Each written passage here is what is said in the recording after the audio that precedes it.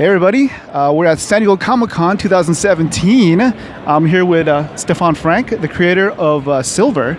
Hi, how are you? Good. It's great to see you. Thank you for being on the Hall 8 show. It's my pleasure. Can you please introduce yourself and tell us what 11-year-old Stephan was like, and what were you into when you were younger? Well, so I'm going to say I'm one of those lucky people who got to do exactly what I wanted to do as a kid. Because I grew up, like, my parents had a store that sold comics, and so I was completely in love with comics. And I loved animation too. And I grew up to do comics and animation. So, I mean, I feel very, very lucky, to be honest with you, that I'm able to do exactly what I imagined and dreamed of doing when I was a kid. Where did you grow up? I grew up in Paris. Okay. In the outskirts of Paris. And so it was very interesting because we had the French comics and we had the American comics. We grew up in the, like I was 10 in the, late 70s, you know. That's when all the American comics were finally allowed into France. So they all came all at once, and that just kind of captured my imagination, you know. Wow. Have you always been creative? Do you remember when you were when the creative spark hit you when you were younger? Yeah, I mean, to be honest, I can't remember a time that. I mean, I do actually, but I was like 3 years old or whatever. Yes, and by and large, I always wanted to do this. Like, there's this, but I'll tell you something. It's a lot of kids are very creative, and sometimes it's really about the parents supporting that and kind of fanning that flame a little bit and kind of staying out of the way, but at the same time just being there at the right time. Okay. Like, for instance, funny story, I was just talking to my mom recently. Okay. And there's this story came up that when I was like maybe 6 years old, so one day my dad was looking for the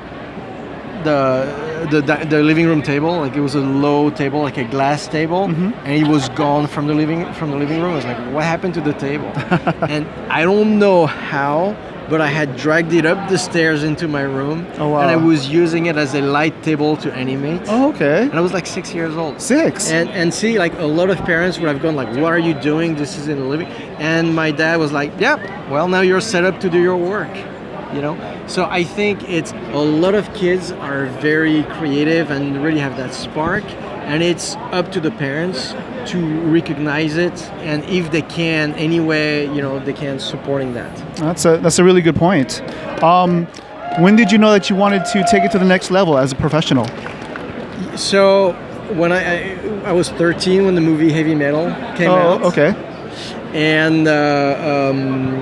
And that movie just blew me away, because it was everything I loved. It was comics, it was animation, it was all that stuff. So it was like, okay, for me, there's no turning back. So once again, my mom stepped in the most supportive way possible, because I said, because my favorite book was, my favorite thing altogether was The Spirit by Will Eisner. Okay.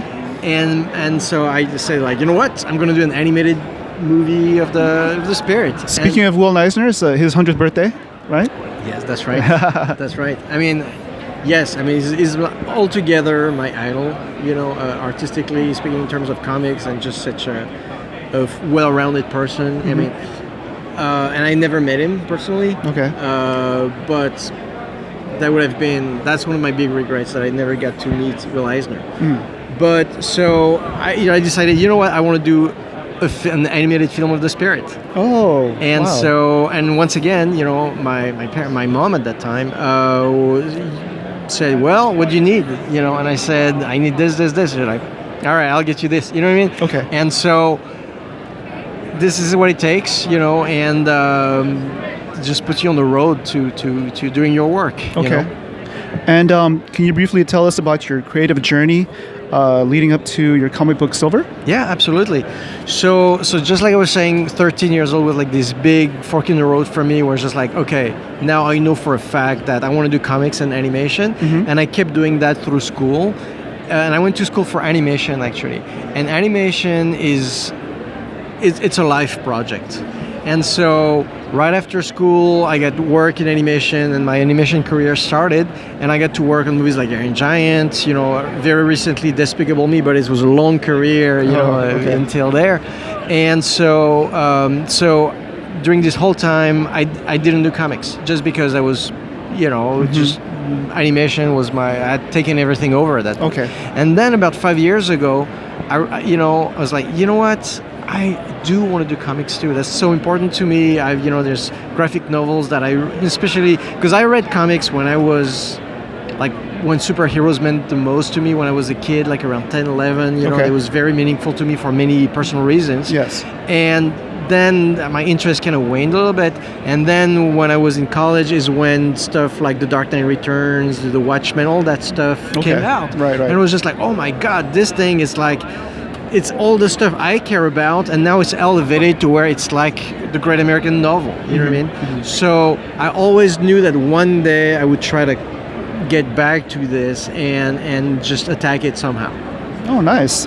I guess now that you're exhibiting your book here, Silver, can you tell us a little bit about it? The basic premise? Absolutely. Sure. Silver is a continuation of the original Bram Stoker Dracula universe. And it takes place 40 years later into the noir pulp era of the 1930s. And this group of con men team up with this woman who's a vampire hunter to steal precious silver from a castle full of vampires. Okay. What could go wrong? And I have, I think, volumes 1 and 2. Right. And you have some interesting characters. Do you want to go through the characters really quick? Yeah. So we have this master con man / gentleman thief called James Finnegan. Yeah. So the story takes place in the 30s, right? So he's the most notorious thief of his days, right? And but he's getting at the end of his rope with the FBI and all that stuff. And so this thing lands on his lap that there might be some guy in Transylvania who has a castle and who has this amazing treasure made of silver hidden inside of it. So basically it's like we're continuing it's like if Jonathan Harker hadn't told you everything that he saw in that castle. That was also, he just forgot to mention that gigantic treasure, right? So for a con man, that's like a challenge he can't pass up, right? But he doesn't know anything about vampires. First, doesn't even think they exist, right? But finally he finds out that they do, and he needs help from a vampire hunter. And he finds Rosalind Sledge Van Helsing, who's the granddaughter of Professor Van Helsing, and who also has fallen on hard times a little bit and has a mysterious past. And so they team up. You know, so it's you can think of it as Ocean's 11 in Dracula's castle with this cast of character. And then there's a third character that pretty much invites himself on the crew, which is Tao, which is this 10-year-old boy who has this gift of second sight. Right. In other words, he can see the future, just not his own. So Finn thinks that that's going to be an ace, you know, for him in his up his sleeve, to even the odds in that situation, because you're talking about infiltrating a castle full of vampires and steal that treasure from under their nose. So he thinks the kid's going to be a big asset for that because of his talent, but that's going to create other problems because Finn is a guy who of course has no intention of ever becoming a father figure. You know, he's not that type of a person, but although he has some, you know, little splashes of goodness in him here and there, maybe. He does. we start him like really bad, like he's trying to steal from stealing from a children's charity, so there's that, right? Yeah. But then that relationship with the kid opens the door, and I call him a good guy trying to be bad. And as the story progresses, it's getting harder and harder to be bad. I just find it interesting that vampires would collect silver. Yes. So that's one of the big thematic things in the story, because, you know, the thing that's interesting is con men and vampires have a lot in common in the sense that they both are not living their life to the full extent. You know, they live by night, they take advantage of people, they're predators, you know, and they're not involved in emotional relationships in the way I'm doing vampires. You know? Yeah. So they're really dead inside, really like dead souls. So he's a little bit dead inside, they're a little bit dead inside.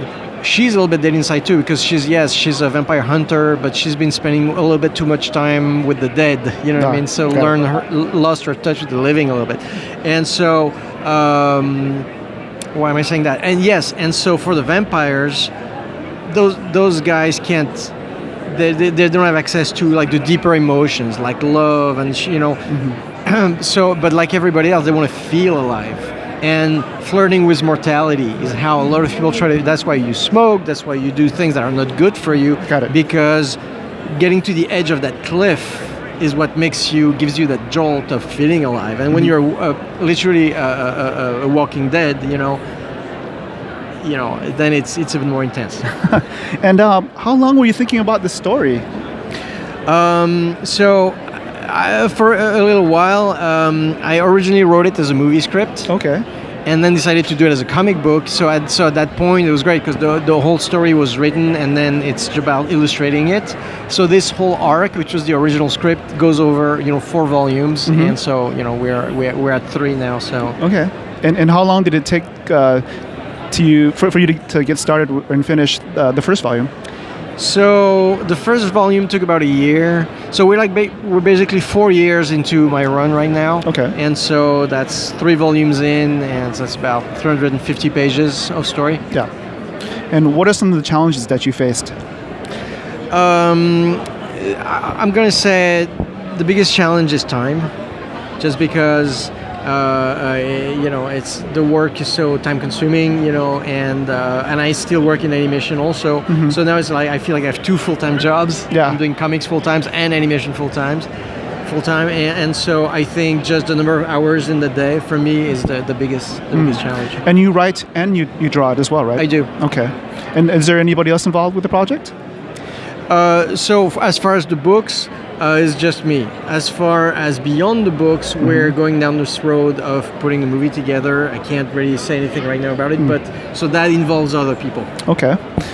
We'll talk about your panel that you have here in a little bit. Thank you. But can you talk about what sets this comic apart from other comic books? That's a really interesting question. Here's what I hope sets it apart. The fact,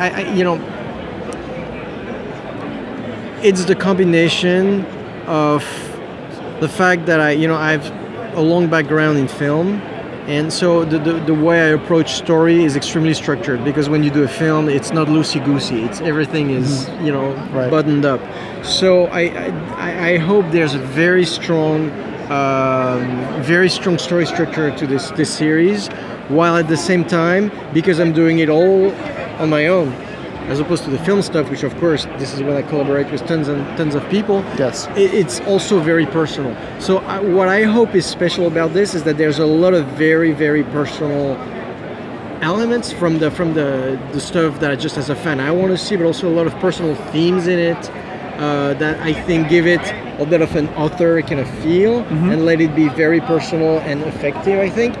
But that is served by something very structured that you would see on the more on books that usually are more corporate editorial projects. So I think the structured side really helps a very personal and very whimsical story to come through, and gives it a form that I think makes it very, very accessible to a large group of readers. And we were talking a little bit before the podcast, and we talked a little bit about how we're impressed by the amount of independent creators that are here. Yeah. And do you have any advice for people who would want to start creating their own stuff? Yeah. I mean, it's all about seeing things through. Right? It's just a lot of people start, but very few people finish. And I think anybody who's really into their story, into their art, and who finishes their story, that already puts them ahead of 99% of the people who start. So I was, as trivial as that sounds, just the will when it's Sunday night and The Walking Dead is on, and you go like, I could go chill and watch The Walking Dead. That's a good point. Or I could finish my page, and then tomorrow I get to work on the next page. There's no magic other than that, That's a good point. And the other advice I'm going to say is, don't have any pressures. Don't pressure yourself with the outcome. Like when I work, I'm like, I'm not worried. I'm trying to not be worried about whether how's this going to look when it's done. What are people going to think?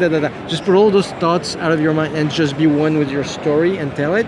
And if when it's done you hate it, you don't have to show it to anybody. But you don't want to have to think about anybody while you're doing this. That's a good point. Thank you for sharing that. It's my pleasure. Yeah. You have volumes 1 and 2. You have a Kickstarter campaign going on now for volume 3. Yes. You want to talk a little bit about that? Yeah. So volume 3 is really exciting. It's an epic. So like basically, if you were, let me put it this way.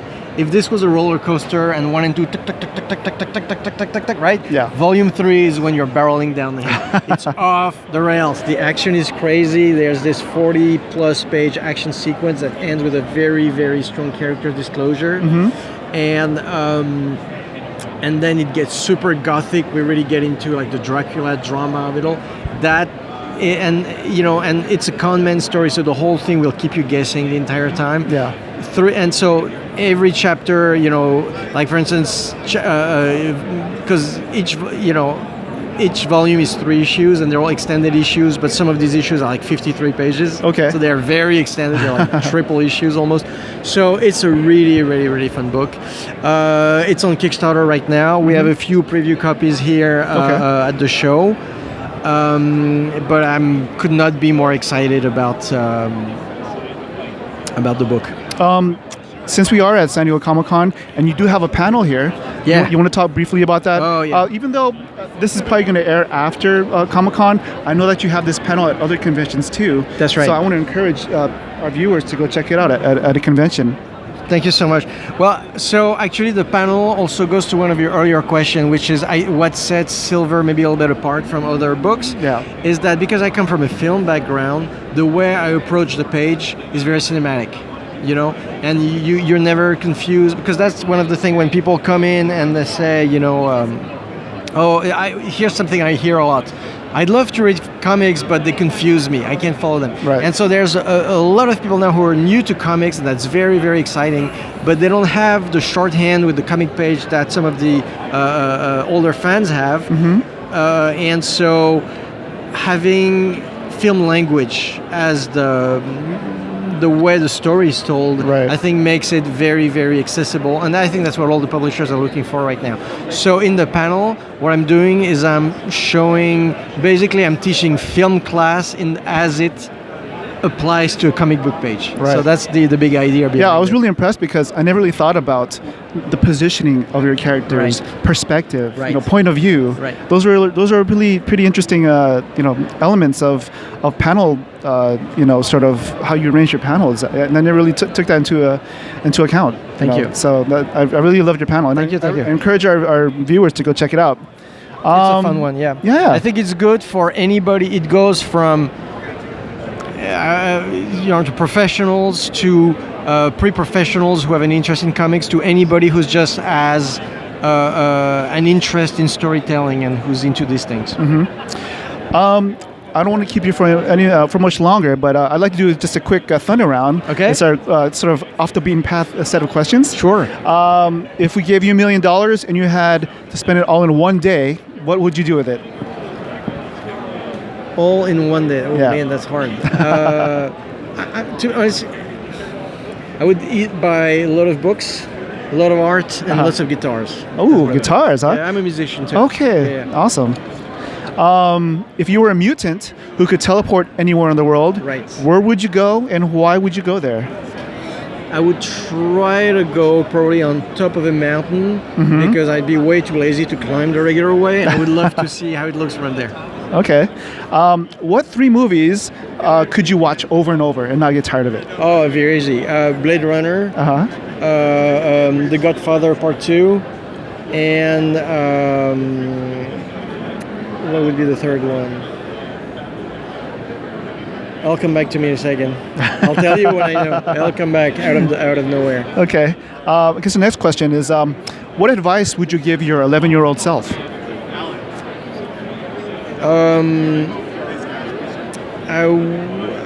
That's a good question. I would say, I mean, to be honest with you, I don't have that many regrets in my career. I've been really, really lucky to be able to work with a lot of amazing people. But the thing is that sometimes you can work in places that are very interesting, where you do a lot of really good work, but it's not necessarily where your voice is not as an artist is not necessarily the most natural fit, and sometimes it's a little bit of a culture struggle.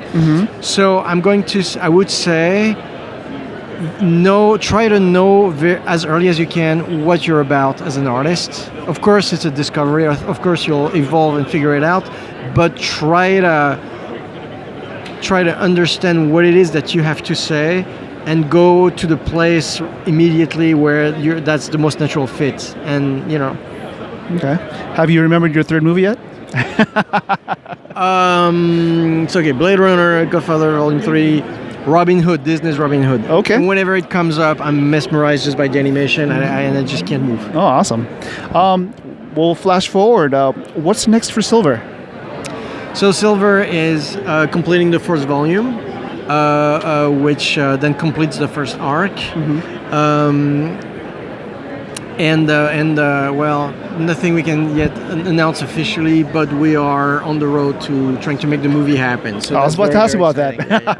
So especially coming from a cinematic background, I was going to ask you about exactly. that. So I can't say anything more than that. That's something we're working on right now, and it's very exciting. And what other cons will you be at after San Diego Comicon? So this year we're doing Baltimore for sure. I think we're doing New York. We're doing CTN in Burbank in the fall, and there may be more, but those I know for sure. Okay, and I guess, did we miss anything that you want to let our audience know about? No, I think that covers what's happening right now. Okay. And where can people find you online? So they can go to darkplanetcomics.com.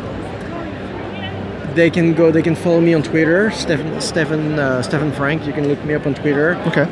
Or Dark Planet also has a Twitter account that's pretty active these days. On Facebook too. So or on Instagram. So these are all basically the usual places, but they are online. So and I post almost every day some things. So. Okay, cool. Well, thank you for your time. It's my pleasure. Yeah. It's great to see you. And hopefully you blow it up here at San Diego Comic-Con, because thank you. I really love your comic book, and I want to try and promote you as much as possible. Thank you so much. What's your next show? What's our next show, Alex?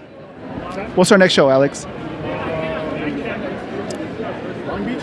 Maybe Long Beach. Oh, Long Beach. Yeah. Of course, we may be there too. Okay, Yeah, cool. yeah. I've skipped over Long Beach. All right. So there you go. Oh. Thank you, sir. Thank you. All right. We'll talk to you guys later.